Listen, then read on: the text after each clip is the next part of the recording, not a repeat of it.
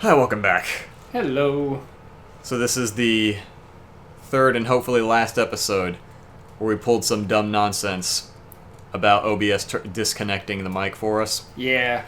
And at this point, we had gotten everything between episodes. We wanted to 100% it because I forget if it was you or the game that said if you 100% everything, then fight the boss, you get like an extra fight and unlock some stuff or whatever. Yeah, I believe so. It's also been a while. Yeah. Life has been frustrating, so... Things have happened. There have been a lot of things that have not lined up with the schedule. But yeah, by this point, we had gotten all the stuff, got all the unlockables, got all the hats, heart containers, documents torn up, and we're going back to fight the boss one last time. Yeah. And I think even at this point, we were trying to remember... Oh, right, because you mentioned before that, like, if the fight ends up being too difficult, you were like, I won't hold it against you if you turn on God mode. And I was like, why the hell would I do that? And you looked at it? Yeah, because I forgot that it was there. It's not something... I'm not used to a game just giving you God mode and 3 times attack for no reason. Yeah. Because I remember we saw that at the very beginning. Like, even before we started playing, I was like, I'll see what's in options. And it was, okay, I just have cheats right off the bat, apparently. Yeah. I do appreciate a game that has that level of accessibility. And, glorious transformation. Yeah, the magical girl transformation from Mayor Onion. But I think... I'm trying to remember if you told me to just... No, I think it was later you told me to just use the extra attack power for some reason. I forget if I actually done it. Yeah. Because, yeah, this was quite some time ago. God, I want to say it was... 2 months ago? Jesus! Yeah. Yeah, it might have been that long ago, actually, now that I think about it. Good lord. It was either 2 or 3 months ago, because my, the enroughening of my life occurred... Yeah. May 1st, so, yeah. May 1st. Oh, jeez. Mm-hmm. I didn't realize it was that, Yeah. And then... that early. Yeah. And then end of May, beginning of June, I was gone visiting my friend in North Dakota for 10 days. Yeah, I forgot. You took a little bit of an out-of-state trip. Yeah, just to get away from everything. Yeah. I'm trying to remember... My life is getting better, though. I actually have a great place. I've got most of my collection out on display. I have a kitten. Yeah, you got a cat. I have a cat, yeah. You have a cat. She is awesome. I'll have to send you pictures to put right here so everybody can see how my cat is better than their cat. When the hell you became a cat person all of a sudden? Yeah, I'm not even allergic to her. That's the weird thing.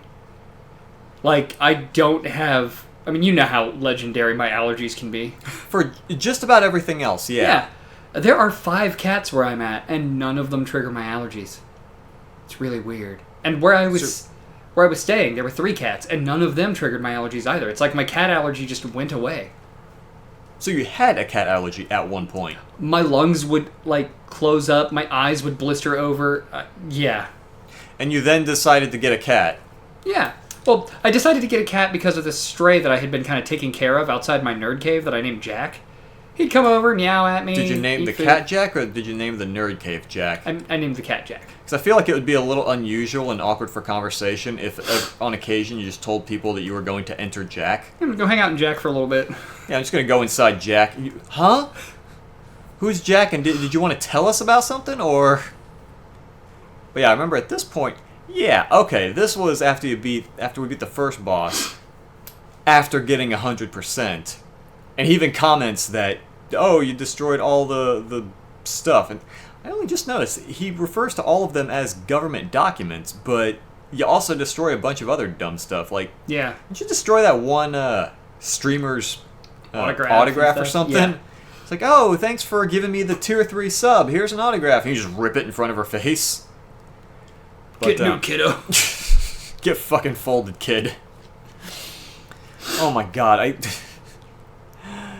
one of my coworkers got me to start saying that a while back, and now every time I say that, I can only think of the, I know you're not a huge Friday the 13th fan, are you? Like, I wasn't really, but I just remember that one kill where there's just some dude sleeping in a bed, Jason just goes up, folds the bed in half, and just like snaps the dude in two. Yeah, that was from Freddy vs. Jason, I think. Was it? I think. I could be wrong. Anytime I hear someone or myself say "get folded, kiddo," I just remember that. And Jesus Christ, I forgot Mayor Onion took up 50% of the screen after transformation. I think my favorite kill in the entire Jason series is in the movie Jason X, which is the worst one, but for some reason it's weirdly watchable nowadays. Is it the ice one? No. Really? No, it's not the ice one. It's when they lock him in the holodeck with just the random naked women, and then they're like, "I wonder how he's doing in there," and then it just cuts back, and he's got like a sack, and you hear screaming in it as he's beating it against a tree. Oh my god! He just like stuffed a woman into just a bag and just smacking her against a tree over and over again. That was the one in space, right? Yeah. Okay. Where he gets like hit with nanobots and gets like an upgrade and so fucking stupid. Yeah. But it's the guy that played one of the Predators in Alien vs. Predator that plays Jason X. Oh, right. I forgot this one was... I was going to say this one is a puzzle boss, but I forgot most of the ones before were puzzle bosses. Yeah. Like, they would give you the option to just smack them with whatever weapon you had, but they would also lean on, oh, by the way, here is an environmental hazard you can use as an option to do damage to the boss. Yeah. But this one was much more like, no, you have to do the thing. Go talk to the people and do stuff. I still love that the one line that Turnip Boy has is just stop. Oh, yeah. I'm trying to... Did we actually get that on the recording? Or... Yeah, we did. We did? Okay. Like, what was it she was doing? Like, she was talking, like, all baby-like or something? And like, ooh-woo. Oh, yeah, she did the ooh shit. Oh, yeah, you send the bombs at the dude, and they go exploding at Mayor Turnip. Yeah. But yeah, she's like, oh, no, poor Whittle me. Stop. That was kind of great, though. Yeah. Like, oh god. But yeah, overall, yeah, this was a very enjoyable game. Mm-hmm. It was pretty funny. It was a lot more stuff than I was expecting it to be. Yeah, and like the sudden kind of tragic lore dump right in the middle of the game to kind of contextualize the silly vegetable people. Yeah. Like haha tee hee. Also oh, Jesus. And the fact that our character literally could not give less of a crap about all of that tragedy. Yeah. He's just like, oh, well, let me get my greenhouse back. Okay, evading taxes. Oh, what's that? Nuclear apocalypse that destroyed all of humanity and the giant mushroom god? Okay, whatever. And the only part that outstayed its welcome was thankfully something we didn't record, which was just you going back and forth between the graveyard and the frozen kitchen for like a back and forth three-way item swap that just absolutely took all the time in the world. Yeah, I will say that one was kind of irritating. That and that one path in the mountainous area. The zigzaggy path. Yeah. Because like I'm pretty sure it was either my first or second visit I even called out, I can see this becoming an issue. Yeah. And sure as shit, it was. Yep. But I feel like it was a joke they were trying to make about that, like, because they only did that one time. You know, I mean, you had to do it multiple times, but like every quest wasn't that bad. Most of the quests were the stuff was near the thing, but for that one back and forth quest, it was very frustrating. But it felt intentional. But even then, like, even if you're doing that as a joke or to make a statement, I feel like they should only have you do that like once or twice. Yeah. And then give you a better alternative, like just maybe a series of ladders that just goes straight up the path. Yeah. And they made the mistake of the statement they were trying to make being, hey, look, we did the thing you hate. It's like, cool. So you're doing the thing that I hate. It's great that you're making it a joke, but you're still doing the thing that I hate. I also love that Earth and the Sun are both sad. Yeah. You pointed that out earlier. Well, when we first played this. Yeah. When we thought the audio wasn't busted. The art is also just really charming in this game. It is. It is just a cute, silly game. I do like it. And I think I forgot, was it you or me that commented that ending with him being all giant and half dead felt like the Kirby Superstar ending?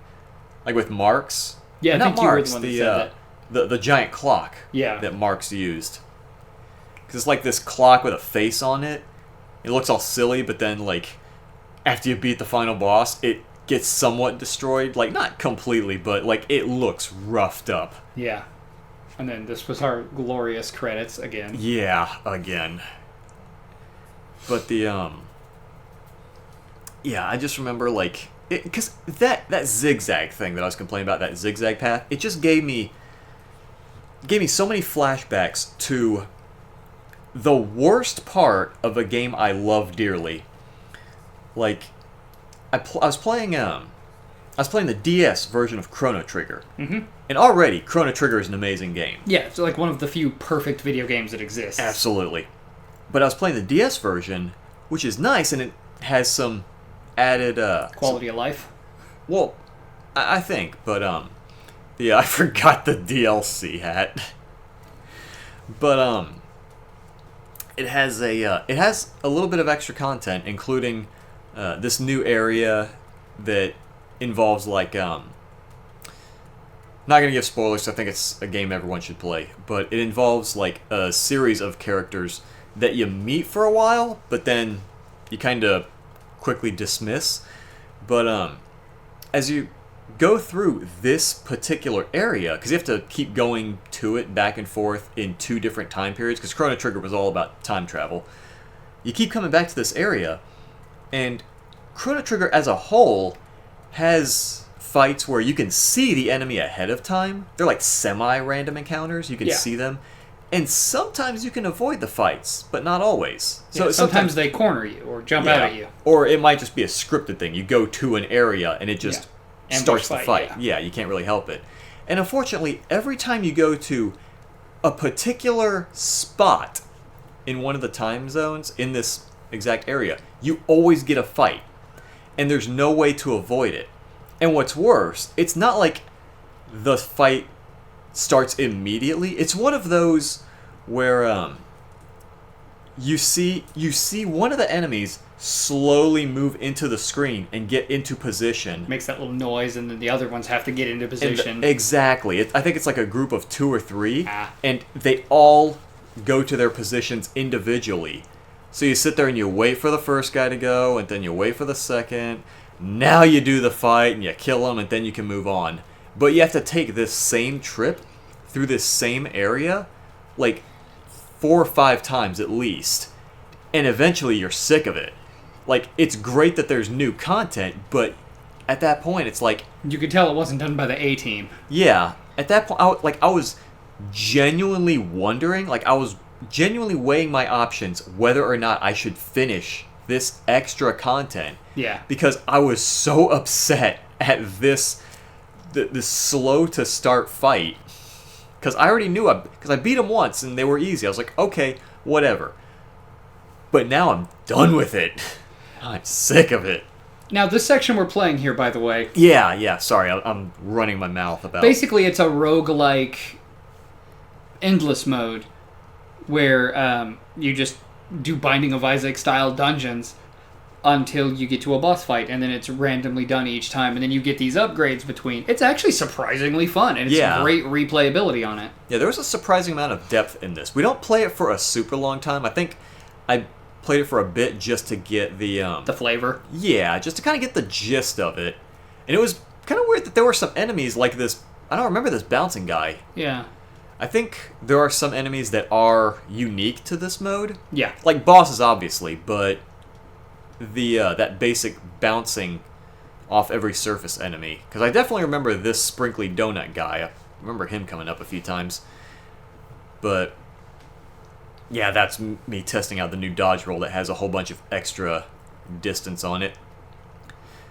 But yeah, I remember trying this for a while because he said that at one point there is there's like secret bosses and stuff. Yeah, like ones that don't come up in the main game. But it's completely random. Yeah, so you could go a playthrough and never encounter a single one, or get nothing but the extra bosses. Yeah. And I don't know if he said if they were tougher or easier. Or oh if yeah, they were no, just they're on like par they're or... much harder bosses. Yeah. Okay. So I do remember. I remember at least one boss that we fought. I don't know if it's a scripted one that you always fight, or if it's like a 'cause I remember this already had this fight right here had less room to maneuver. Mm-hmm. And I'm trying to remember, I think the original, the original fight with this guy did have stage hazards that you could use. I think it had pushable bombs, didn't it? I think so. To kind of help you do more damage. So you're not just swinging a shovel, or I guess at the time that you fight him first, it's that wooden sword. But yeah, we were doing this for a while because I was like, oh, okay, yeah, sure, I want to try this out. And I think I was so used to having to use just stage hazards to fight that, getting in the boss's face and just being able to wail on him for a while was a nice surprise. Yeah, it was a welcome change of pace. And at least when you do this, you actually start with everything you unlocked in the game. So you don't have to, start weak and then try to build up like Binding of Isaac. Yeah.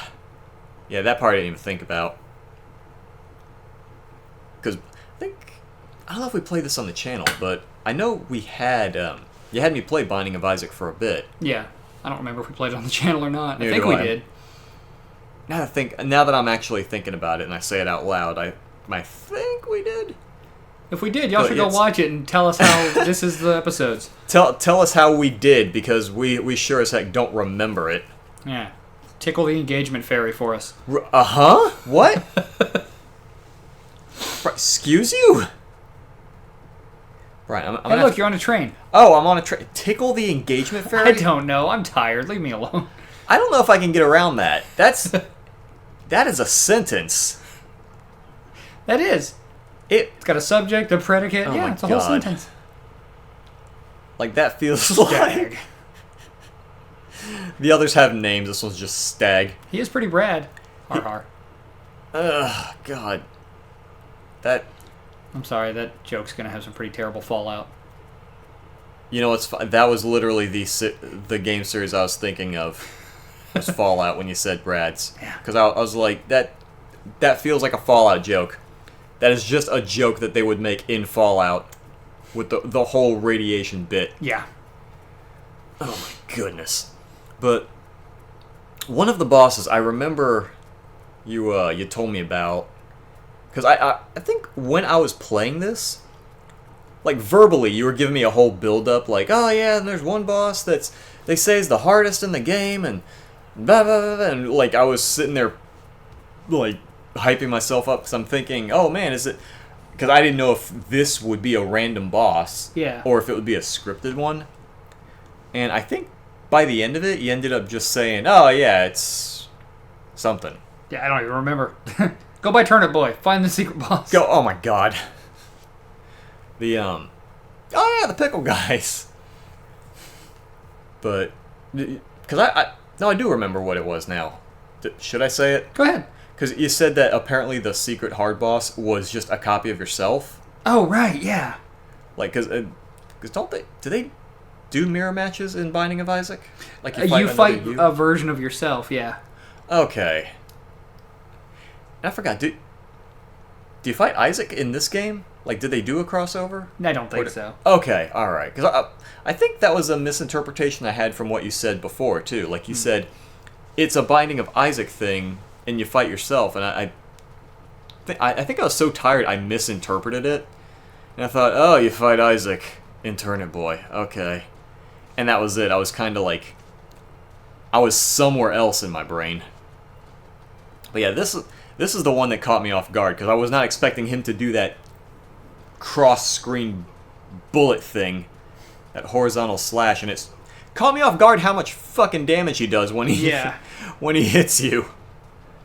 I remember thinking, oh yeah, I can just go ahead and do this and just mosey along, it's no big deal, and he just deletes half my life bar. Yeah. And I was like, oh, okay, alright, so I guess especially since most bosses, and he does kind of play like a couple of the Binding of Isaac bosses, the Four Horsemen of the Apocalypse. Oh, I remember nothing from that game. Yeah, they'll do that. They'll get on their little horses and just fly across the screen the way he does whenever he does the like whooshing back and forth thing.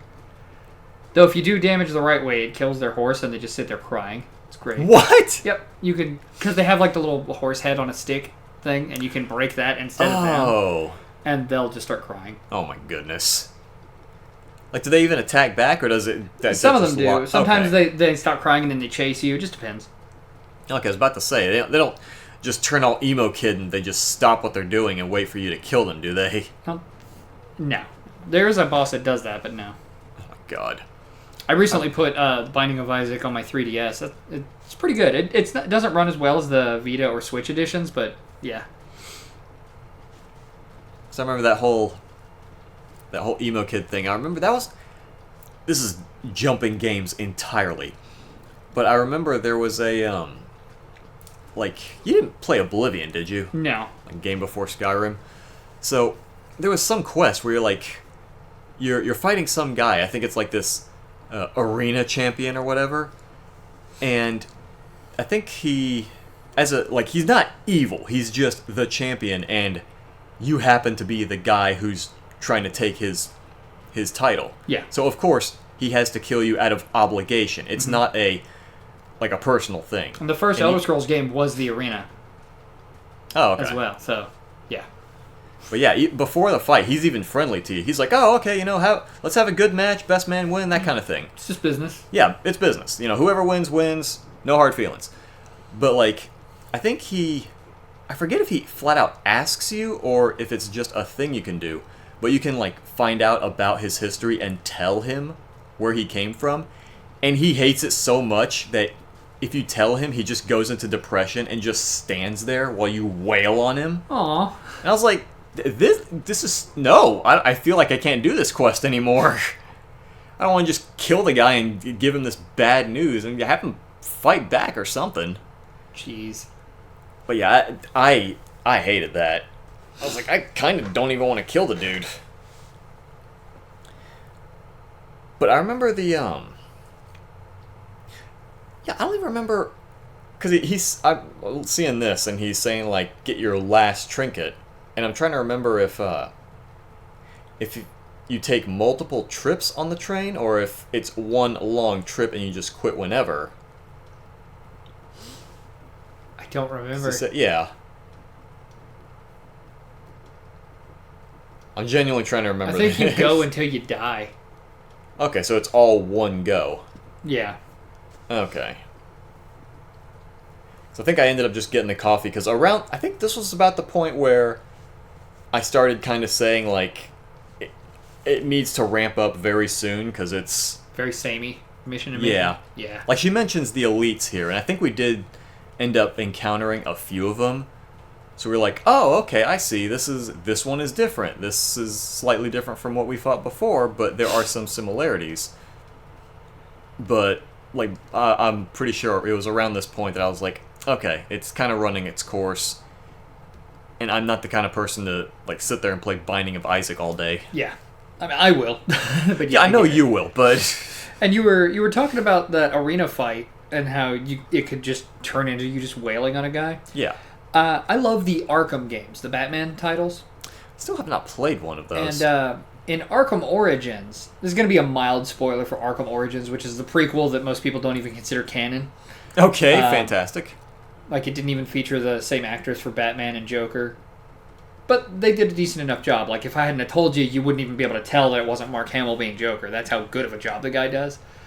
But one of the bosses you're supposed to face is a guy called the Electrocutioner. Okay. And it's just this buff Mike Tyson looking dude with some gauntlets that are electrified. So when he punches you, it shocks you, Okay. And you're being dropped into this arena to fight him, and he does this whole Fight Night 2004 walk into the arena. Everybody's hyping him up, and you're getting ready for the fight. The game then goes into the battle camera. You take your first swing, and the game instantly goes to a cutscene where you land that first blow and knock him out immediately. Oh wow! Yeah, they do the Spider-Man 2 thing. Jesus. And you just immediately then you take his gloves from him, and that's all you see of him for the rest of the game. Oh my goodness. Yeah. It's rare that a Batman game gets a joke, let alone one that's that funny. I'm just remembering that stupid. You ever play either the first two Earthworm Jim games? Yeah. I'm remembering the very first stage of the second game. The boss is a dude called Bob the Goldfish. Love him. And for the end of it, you literally just it gives this whole intro where all these doors and chambers open up to show him. It gives this little fight prompt, and you just automatically pull him out of this fishbowl and eat him. I believe this was the part where like we finally started saying, okay, this is enough. Yeah. I feel like we've beaten the game, we 100%ed it, and Giving our final thoughts of how much we really enjoyed it, but we're getting tired. Yeah, I can't just sit here and play the whole thing, just an endless train constantly. Yeah. So, yeah, sorry about the whole audio issue. We're gonna try to get some better recordings in. Yeah, and play something a little different next time. And maybe have some weird surprises, too. Oh, good.